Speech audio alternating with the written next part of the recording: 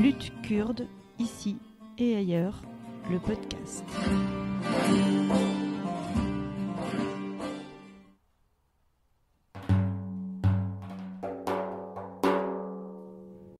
Bienvenue dans ce nouvel épisode du podcast Lutte kurde. Aujourd'hui, nous recevons Yasmina Kramer pour la sortie de son premier roman, La Louve de Dersim, qui relate le combat des femmes et des hommes kurdes dans la lutte contre Daesh et la répercussion de cette guerre sur les populations locales. Tu es Yasmina Kramer, Oui. Tu es journaliste indépendante. Oui, je n'ai pas la carte de presse. Elle est en demande, mais oui, je me considère comme journaliste indépendante, pour être tout à fait honnête, puisque je suis journaliste de formation, je l'ai été quelques années, et puis j'ai choisi d'être indépendante pour travailler sur des sujets de fond qui m'intéressent. D'accord. Et tu as travaillé aussi, j'ai lu ça sur Internet, tu me diras si c'est vrai, parce Oui. que les informations te concernant sont pas pléthoriques, que tu as été aussi employée chez Médecins sans frontières. Oui, j'ai travaillé quelques années pour Médecins sans frontières suisse, ouais. D'accord. Ouais. J'ai trouvé ça intéressant parce que je trouvais que ça infusait aussi ton travail, notamment par rapport à la question de ton intérêt pour ce que moi j'appelle le phénomène guerrier, c'est-à-dire vraiment les conséquences de la guerre sur les populations, sur les corps, etc. Et j'ai trouvé que ça apportait vraiment quelque chose à ton récit. Oui. Comment tu as choisi ce thème et comment tu as travaillé pour pouvoir écrire cet ouvrage qui est très documenté d'ailleurs. Dans les synopsis qu'on voit, c'est vraiment la première chose qui est mise en avant, c'est qu'on sent la patte journalistique en fait. Oui, et ça j'y tenais particulièrement parce que même si j'ai quitté le journalisme maintenant il y a quelques années parce que je considérais qu'on me donnait pas la possibilité d'effectuer des enquêtes de fond, j'ai toujours voulu faire du reportage de terrain depuis que je suis gamine et ça restera toute ma vie, tu vois. Donc j'ai toujours essayé de trouver un moyen d'aller sur le terrain, que ce soit en journalisme ou avec MSF, etc. Et l'idée m'est venue. Alors il y a deux niveaux. Le premier niveau, c'est que tout simplement au moment des attentats en Europe, j'ai été particulièrement choquée, frappée comme tout un chacun. Et puis il se trouve que j'ai entendu ou à la radio ou vu à la télé, je ne sais plus, que ces combattants kurdes combattaient Daesh seuls au sol à ce moment-là. Donc ça m'a particulièrement choquée, j'ai trouvé ça terriblement injuste et j'ai voulu m'intéresser de près à ces gens-là, d'aller voir tout simplement comme une citoyenne, tu vois, de me dire c'est pas juste, je vais aller voir qui sont ces gens-là qui se battent aussi pour notre liberté. Ce que je comprends maintenant, c'est que la deuxième raison en filigrane, c'est que moi je suis d'origine aussi, allemande, mais aussi maghrébine, d'origine marocaine, née en Algérie. J'ai grandi en Algérie et je suis arrivée en France en 88 au moment où les fanatiques, les islamistes fanatiques arrivaient au pouvoir en Algérie. Donc je réalise, tu vois, après coup, qu'il y a certainement un peu de cela du fait d'avoir choisi ce sujet. C'est un peu tout ça mélangé. Et puis évidemment la cause des femmes me tient à cœur. Alors tout ça pour des raisons personnelles, c'est mon parcours personnel qui fait que j'ai toujours été entourée par des femmes quand même opprimées, violentées et qui ont toujours fait preuve d'énormément de courage, de combativité. Et c'est drôle parce que quand je dis ça, je me mets un peu à l'extérieur. Tu vois, c'est comme si je me considérais même pas comme une femme, mais comme une espèce d'être asexuée. Et voilà, et j'admire la combativité des femmes, vraiment. Donc, j'avais envie de parler de ce mouvement des femmes, de ce combat des Kurdes pour leur peuple aussi. Et puis, je me suis plongée dans la culture kurde et j'ai adoré. J'ai découvert une culture très riche, très forte, une identité très forte qui m'a énormément plu et à laquelle je me suis un petit peu, je me suis même beaucoup identifiée, puisque l'idée c'était, en écrivant ce roman, le travail préparatoire en amont, c'était de comprendre le mieux possible la culture kurde pour pouvoir me mettre dans la peau d'une combattante kurde. Donc voilà. Effectivement, le choix que tu as fait, c'est de raconter l'histoire de Berfin, qui est l'amie de Assia, qui elle-même est la nièce de Sarah. Sarah n'étant nulle autre que Sakineh Jansis. Et à la fin de ton livre, tu dresses un certain nombre de remerciements à des personnes qui t'ont aidé à comprendre la culture kurde, qui t'ont accueilli, qui t'ont expliqué comment se sont passées les choses à l'époque où les forces YPG combattaient Daesh. Et tu remercies aussi une Berfin. Donc je voulais savoir, voilà, si c'était vraiment elle qui t'avait servi pour penser ce personnage? Non, pas tellement. En fait, disons que les personnages que j'ai créés, c'est vraiment un mélange de différentes personnes que j'ai rencontrées, mais aussi d'énormément de documentation pour fabriquer ces personnages. Donc, à vrai dire, il y a aussi pas mal de moi dans ces personnages, dans chacun de ces personnages, que ce soit Milo, Berfine, Assia. Donc c'est un petit peu un mélange de tout ça, tu vois. Il y a... Ouais. Je pourrais pas te dire que j'ai rencontré une Berfine, effectivement, qui m'a accompagnée à Schengal, notamment, une Kurde immigrée en Allemagne, qui parlait très bien l'allemand. Donc j'ai essentiellement parlé allemand là-bas. Et donc voilà, elle s'appelle Berfine, elle m'a accompagnée, elle a combattu à Schengal, elle m'a raconté les combats, elle m'a emmenée dans les ruines de Schengal et j'ai passé vraiment des jours superbes avec elle, mais elle est une petite composante de mon personnage. Ouais. Moi, ce que j'ai trouvé vraiment très impressionnant dans ton ouvrage, c'est ta capacité à rendre compte de ce que c'est que de faire la guerre. C'est-à-dire comment on se retrouve avec des techniques et des stratégies guerrières qui sont pensées aussi par rapport au territoire dans lequel on se trouve, par rapport aux techniques de l'ennemi, comment les contrer. Et tu rentres dans un niveau de détail que je trouve très intéressant parce que en fait, il y a que ce niveau-là qui permet de se plonger et essayer de comprendre ce que c'est que de vivre la guerre. Et je vais en citer quelques-uns, mais avant ça, je voudrais revenir sur une chose que tu as dite et qui moi aussi m'a choquée et que tu mets en avant aussi dans ton ouvrage, à savoir le fait que la coalition internationale qui venait en aide au YPG contre Daesh, en fait, n'opérait que de l'air et qu'ils refusaient d'envoyer des troupes au sol. Et ça, c'est quelque chose que tu signales et que tu rappelles à plusieurs reprises dans ton livre. Et on a l'impression que ça ne suscite pas tant de ressentiment que ça de la part des combattantes et combattants sur le terrain. Donc voilà, est-ce que c'est une indignation que tu as pu ressentir par moment avec les personnes avec qui tu as discuté ou pas ? Alors, une indignation me concernant, oui, c'est-à-dire que j'étais totalement indignée de savoir ça. En revanche, oui, ils étaient déçus, mais l'animosité n'était pas si grande. C'était surtout une déception, pas d'animosité. Ils étaient tout de même heureux qu'on s'intéresse, enfin qu'on les aide un minimum, puisque sans l'aviation, on peut pas gagner une guerre, c'est impossible. D'après ce que j'ai appris de la guerre, puisque moi-même j'étais totalement ignorante dans le domaine de la guerre, donc c'est un gros travail de documentation. Donc voilà, une grosse déception, je dirais, mais sans plus. Ils font avec. On prend ce qu'il y a, c'est déjà bien, et ça nous permet d'avancer quand même. Quand on réfléchit à la question du phénomène guerrier, on se rend compte que c'est une question extrêmement complexe avec ses us et coutumes, j'ai envie de dire, et avec des techniques évidemment de barbarie. Mais du coup, ce qui est particulier pour les Kurdes, c'est qu'ils cherchent un ralliement. Ils cherchent aussi à représenter une forme de, alors je sais pas si le terme est très adapté, mais de perfection ou de modalité qui permettrait à d'autres de ne pas avoir de ressentiment à leur égard et de pouvoir les rejoindre. Et du coup, il y a vraiment ce souci que tu relates à plusieurs reprises de la part des combattantes et combattants kurdes de veiller à ne pas se comporter comme l'ennemi. Ce qui est très difficile en situation de guerre parce qu'on retrouve des charniers, on retrouve des corps mutilés, on a des amis qui sont morts tués par l'ennemi. Et tu racontes ce souci qu'ont les Kurdes à veiller à ne pas avoir de comportement dont ils pourraient a posteriori avoir honte. Exactement, et ça c'est vraiment propre à la culture kurde, voilà, que j'ai appris à connaître. C'est comme s'il y avait un code d'honneur, tu vois, à respecter.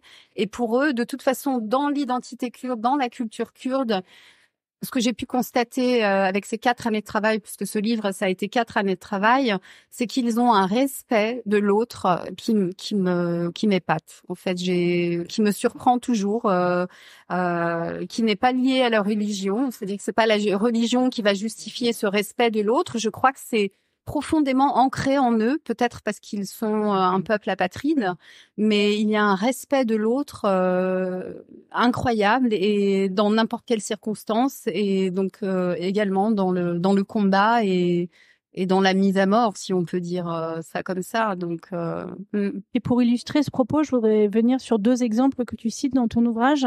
Alors du côté des Kurdes, il y a le fait à un moment donné qu'il y a un riche Égyptien qui se rend compte que son enfant a fait a rejoint Daesh, qu'il est décédé et qui souhaite récupérer le corps de son enfant. Et en fait, les Kurdes acceptent, donc vont non seulement récupérer ce corps, mais veillent à le livrer au père en tenant compte des rites religieux qui sont propres à ces personnes, pour que le père puisse récupérer un corps conforme aux rites religieux qui sont les leurs. Et à contrario, Daesh, qui, en quittant des lieux qui ont été repris par les YPG, qui vont se mettre à laisser des mines absolument partout, ce qui va occasionner, tu le dis, à un moment donné, beaucoup plus de morts que les combats en tant que tels. Et je trouve que ces deux pratiques mises au regard l'une de l'autre disent quelque chose, en fait, des forces qui sont en vigueur. Complètement. Les Kurdes tentent, au Rojava notamment, de créer une confédération démocratique en incluant toutes les ethnies, toutes les religions. Et ça, c'est vraiment dans leur code d'honneur aussi, c'est de respecter la vie à tout prix, même après la mort. Et puis ça, c'est une histoire vraie, l'Égyptien qui a été rendu. En tout cas, on me l'a raconté sur place et je l'ai relaté dans le roman. Mais a priori, tout est vrai. Et je n'en doute pas d'ailleurs. Ça ne m'étonne pas d'eux. Et tu as fait le choix, parce que c'est vrai que en Occident, en tout cas en France, il y a une forme de romantisation du combat des femmes. Et j'ai l'impression que toi, tu as échappé à ça, et je vais te donner 2 exemples concrets. Et le premier, je voulais savoir du coup si c'était un vrai choix conscient de ta part, c'est que tu as décidé de traiter d'un régiment de YPG, donc qui sont des forces démocratiques mais mixtes, et pas les YPJ qui sont un peu plus suivis, j'ai l'impression, qui sont du coup des combattantes qui sont en non-mixité entre femmes. Voilà. Est-ce que toi, c'était un choix conscient de placer l'action de ton roman au sein des YPG et pas au sein des YPJ? Oui, je pense. Alors, ce que j'ai peut-être pas bien compris sur place, tu vois, c'est que moi, on m'a accompagnée du début à la fin. Donc, le départ, c'est que je me suis rendue au centre Ahmed Kayar. Je leur ai dit, j'aimerais aller en Syrie. Est-ce que vous pouvez m'aider, etc.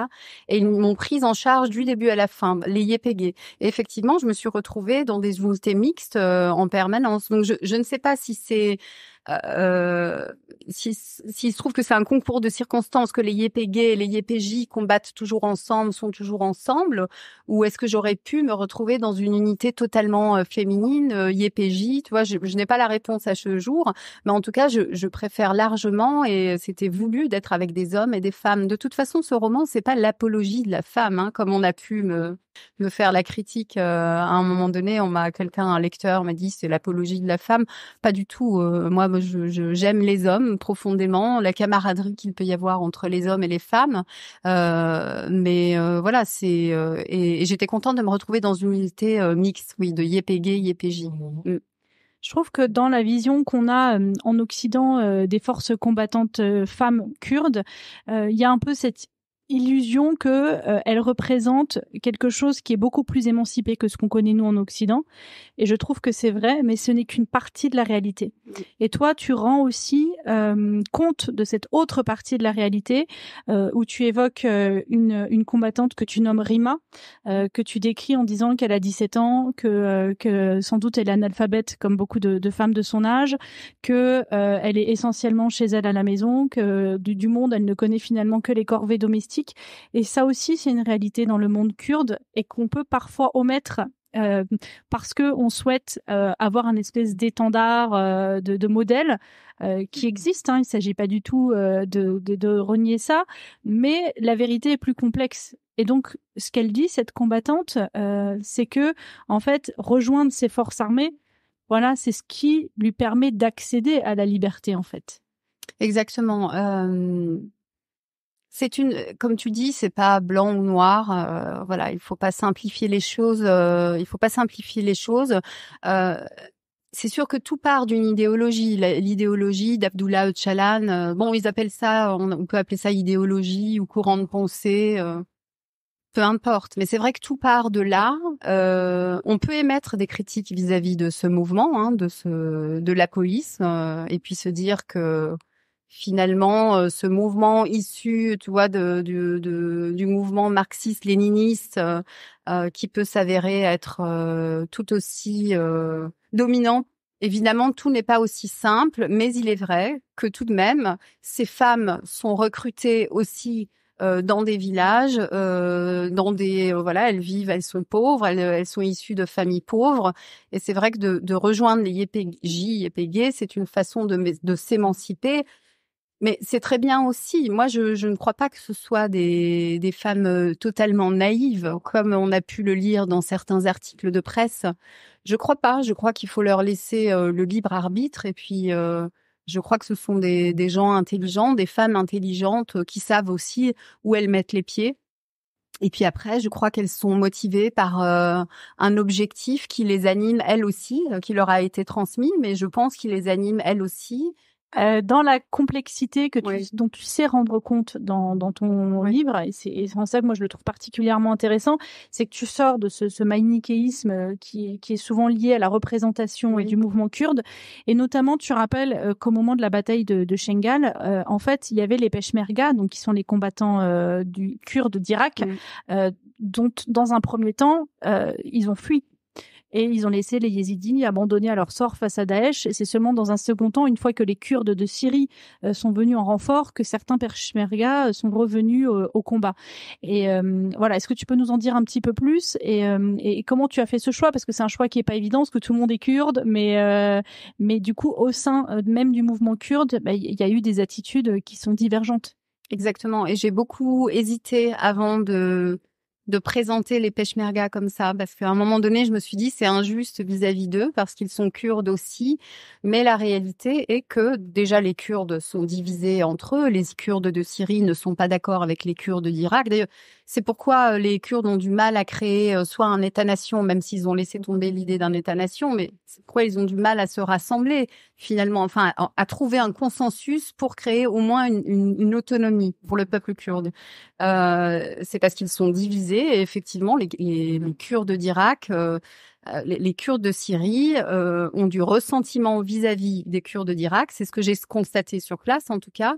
Et il est vrai que alors pour deux raisons, les Peshmerga, donc les Peshmerga d'Irak ont abandonné leur position lorsque Daesh a attaqué Shengal. Et puis la deuxième raison, c'est que l'Irak de Barzani, l'administration autonome, la région autonome du Kurdistan de Barzani, a réussi ce pari, a réussi à créer une région autonome. Ils en sont très heureux. Ça n'a pas été facile avec Saddam Hussein, etc. Ils vivent bien. Ils sont plutôt, ils vivent du pétrole. Ils ont les terres gorgées de pétrole. Et ils revendent ce pétrole notamment à la Turquie. C'est pourquoi les Kurdes de Syrie, effectivement, ont énormément de ressenti par rapport aux Peshmerga d'Irak, qu'ils considèrent comme des traîtres. Et ça, c'est une réalité que j'ai quand même constaté sur le terrain. Néanmoins, ils continuent à se considérer tous kurdes, et puis je crois que leur volonté, c'est l'unité et la paix. Donc, c'est vrai qu'à un moment donné, tu le dis textuellement dans ton livre, tu dis ils sont à la solde du gouvernement turc. Ce qui est plutôt vrai.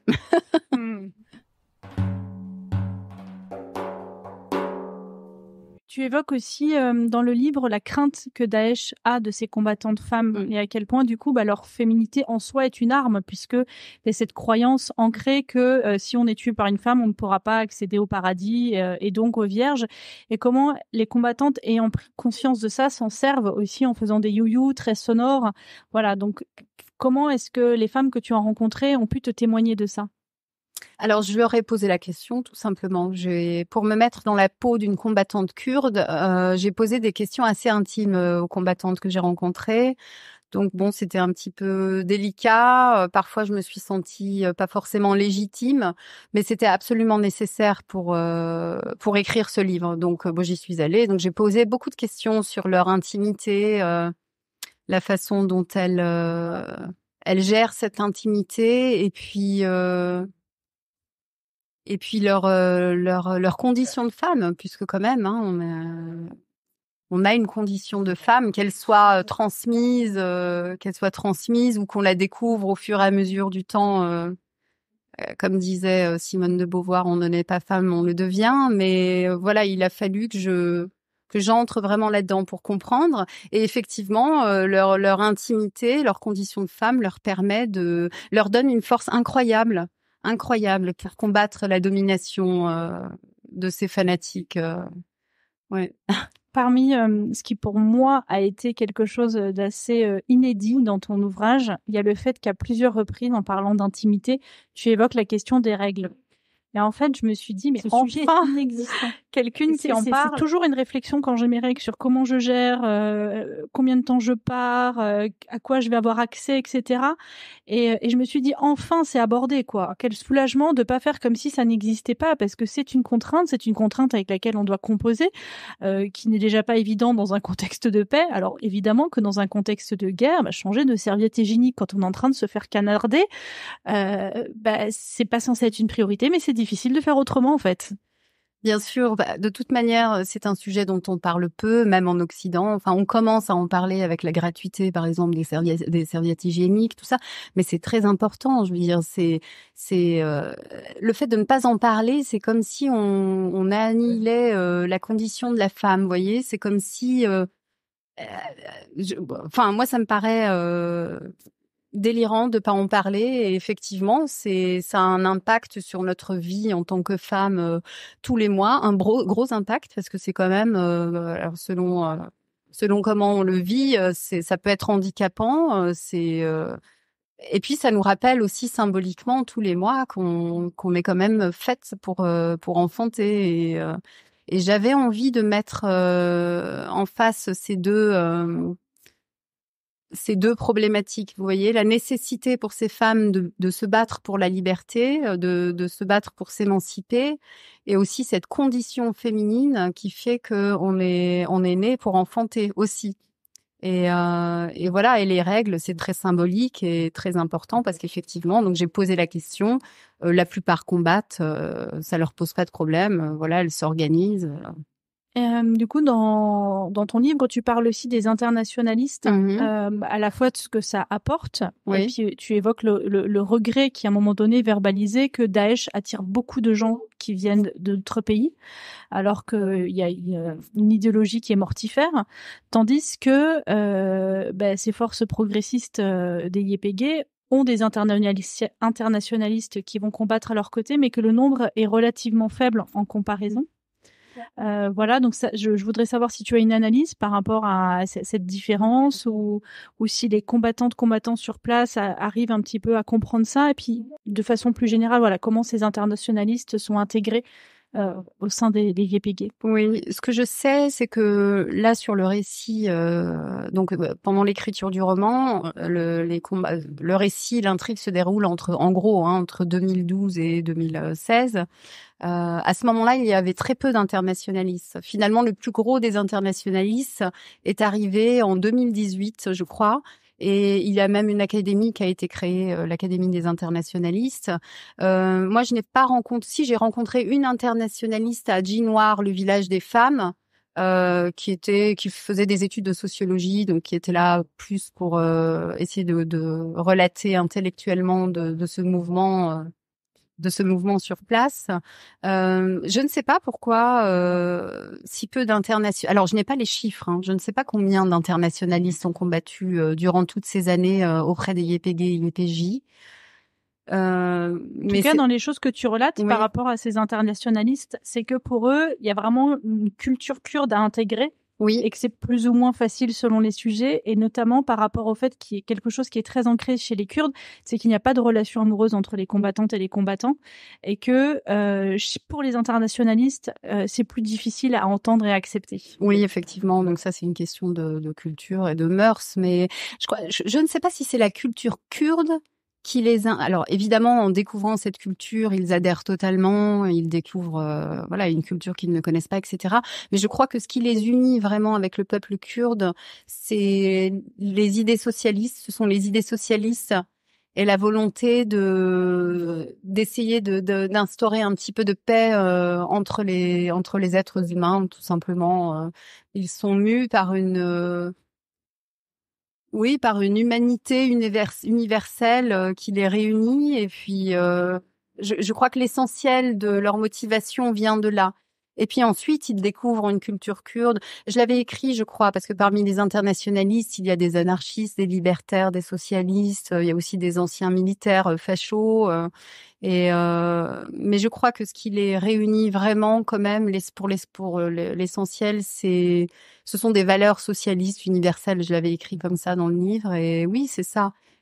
Et tu as une très jolie phrase que tu mets dans la bouche d'un de ces internationalistes qui dit « La révolution de Rojava n'a pas besoin de nous, les internationalistes. C'est nous qui avons besoin d'elle. » Oui, exactement. Et il se trouve que la révolution de Rojava a quand même fait réfléchir pas mal de gens ici. Alors, une niche, une petite communauté de personnes... mais quand même, dont je fais partie finalement, parce que je crois que les idéalistes que nous sommes, et j'en suis une, je ne sais pas, j'ai grandi avec des rêves, avec des utopies qui se sont effacées comme ça au fil des décennies. Aujourd'hui, j'ai 42 ans.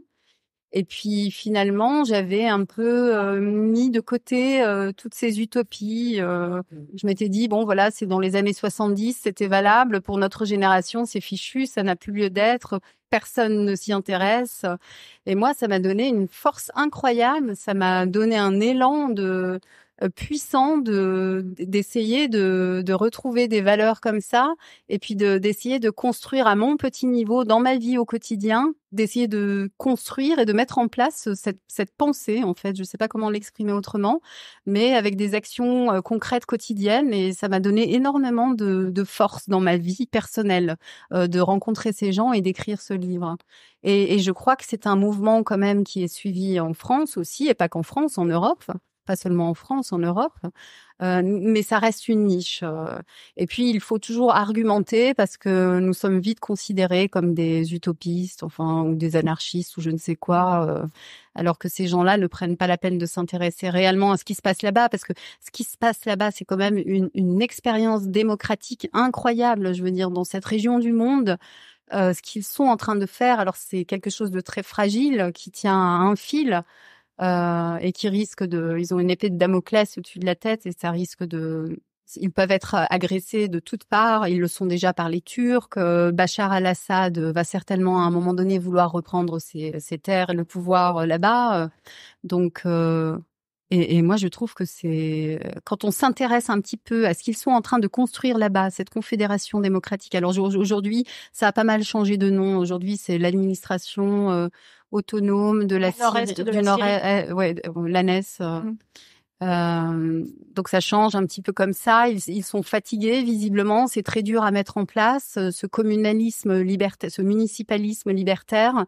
Concrètement, c'est très compliqué parce que sur le place, les populations ont beaucoup soutenu ce mouvement et aujourd'hui, elles sont un peu lassées, fatiguées parce qu'elles constatent effectivement que l'eau courante au quotidien, ça n'est pas là. Il y a énormément de difficultés techniques, pragmatiques de la vie courante à affronter. Donc, mais tout de même, je crois que c'est une expérience démocratique dont nous devrions tirer des leçons et qui pourrait nous servir à nous ici en France. J'en suis convaincue. Ce n'est pas valable uniquement là-bas. Alors, on n'a pas encore donné le titre de ton livre, donc il serait temps. Il s'appelle La Louve de Dersim. Il est sorti le 4 mai. Oui, 4 mai. Ah bon, il était temps qu'on en parle alors. Il est édité par Belfond. Oui. Voilà, donc on peut le retrouver dans toutes les librairies.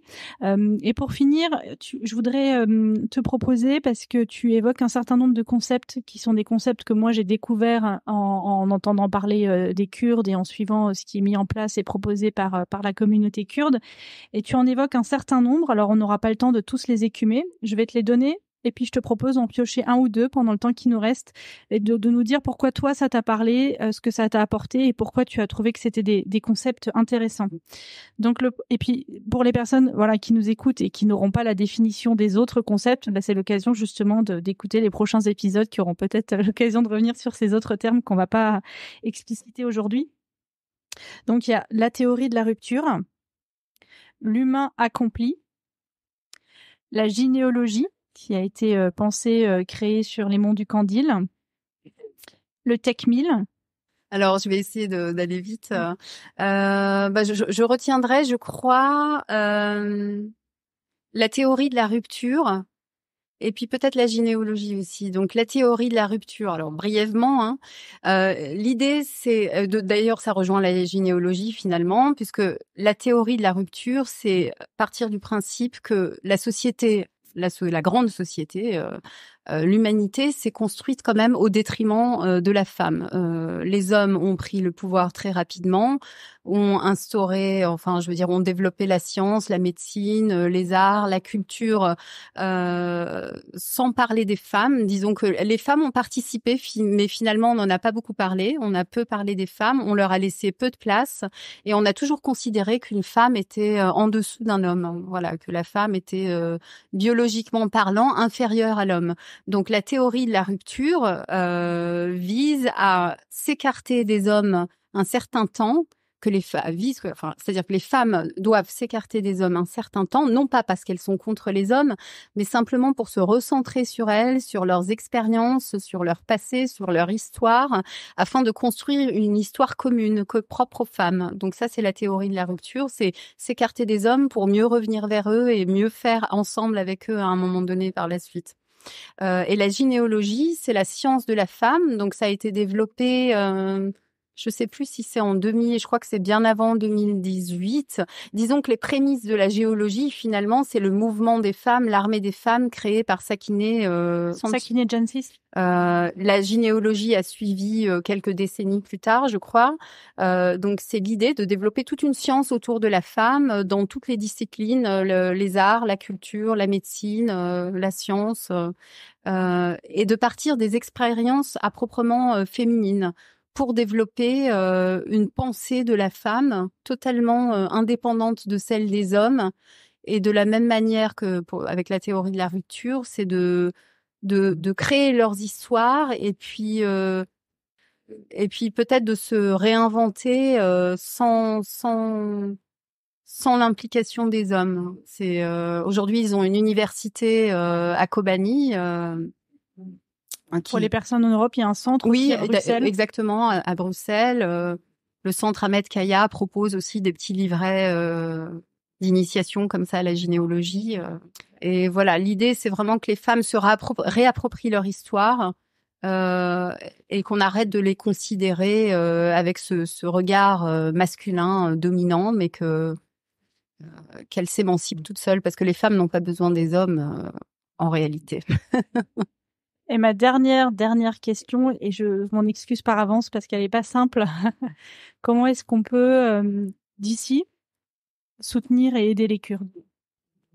Alors, je dirais que les aider et les soutenir, c'est déjà s'intéresser à leur histoire dans un premier temps, lire pas mal de choses sur leur histoire, qui ils sont, leur culture, et puis ensuite s'investir peut-être localement, parce qu'il y a une grande communauté kurde en France. Alors, je pourrais pas vous donner le détail, mais il me semble quand même que dans beaucoup de villes françaises, il y a certainement un petit centre culturel kurde.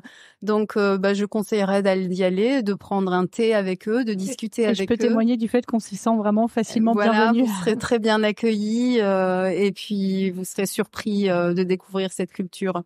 Et puis j'ai le temps de faire une dernière remarque quant au titre, La Louve de Dersim, parce que je sais très bien que j'aurais certainement des critiques par rapport à ce titre, mais c'est un titre voulu. Alors le titre m'est venu comme ça dès le départ, avant l'écriture, et j'y tiens particulièrement. Alors les critiques que je vais certainement avoir, c'est que pour ceux qui connaissent un petit peu la culture kurde, les Lougri en Turquie, ce sont c'est le parti politique des ultranationalistes turcs. La Louve Asena, si ma mémoire est bonne, est la fondatrice dans la mythologie turque, est la fondatrice de la culture turque, de la République turque, de la Turquie. Et donc, j'ai choisi La Louve de Dersim comme titre.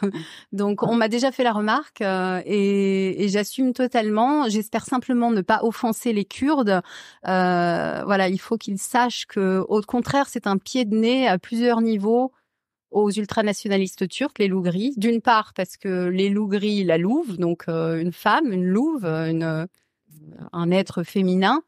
Et puis, pour réhabiliter aussi ce bel animal qui est le loup, il n'y avait pas de raison que ces fascistes s'approprient la représentation de ce bel animal. Donc voilà, je tiens au titre La Louve de Dersim, sans offenser bien sûr les Kurdes, mais je sais que les Kurdes sont très fins et sauront comprendre. Moi, je suis totalement en faveur de la réappropriation parce qu'on n'a pas à laisser certains termes à nos détracteurs ou à des forces conservatrices. Exactement. Donc, merci beaucoup, Yasmina Kramer. Géraldine. Lutte kurde, ici et ailleurs, le podcast.